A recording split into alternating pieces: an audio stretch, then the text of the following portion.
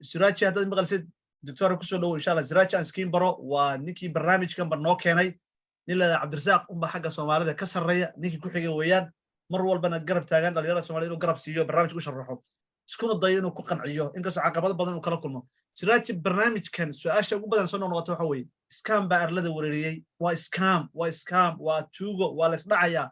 بدت كليين كالسونين تاني لكو قبطة مريكا كان هذا إنك سو مريكا 20 دقيقة شوكتي لكن مريكا إن بدن شوكتي كنا شغالين سبنجية سان حتى كو هيو بهال كان دكتور محل كان مسنت محمد شباب محمد سنت السلام عليكم دمان رضا يبتيمك والسلام يا سليم غلا في عمل ومغلا مسون وما سنت محمد شباب محمد كان سؤال هذا داو بحو ورتي اسكام waxa weeye waxa اسكام ah waxa jira Mareykanku sharci uu leeyahay hay'adan oo leeyahay CIC waa loo sameeyay waxaan ku soo jiray ilaa 7 company hadda idin tiriyo oo hadda wali ataan qaar ku jiro waxaan ku jira atomic leeyahay waxa laga leeyahay South Korea company-gaasi wuxuu ku leeyahay heerku waa Seattle Washington magaalada degan heerku waa ku leeyahay bardhatu soo saaraa company-gaasi waa Taxi Bay aniga company-ga markaan soo galay Cabdisaaq iyo Team Miller ii keenayeen oo su'aasha ay weydiiyay waxa weeye company-ga ma yahay Taxi Bay ma yahay company stable ah oo degan Mareykanka yes company-ga wax soo saar leeyahay sida walaalka iga horeeyay sheegayo waa company stable ah oo wax soo saar leh Taxi Bay-na yahay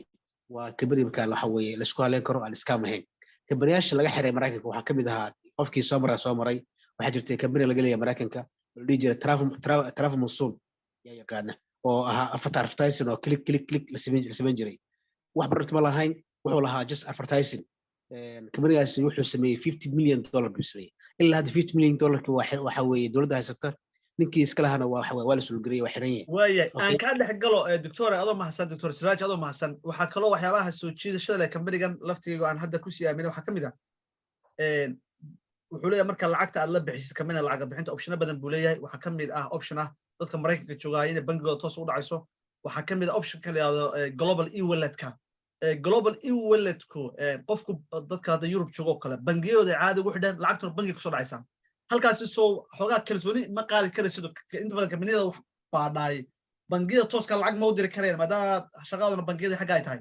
waxa weeye ilaa 5 sano bangigu shaqeynay waxa ila tahay bangigana waa sharci uu leeyahay rule and regulation uu leeyahay bangigu hadduu company-ga ahaan company jira ama company fraud hadduu yahay bangigan oo galanba security-ga internet security-ga bangiga abdidaya marka hadda direct deposit aad ku dhacaysa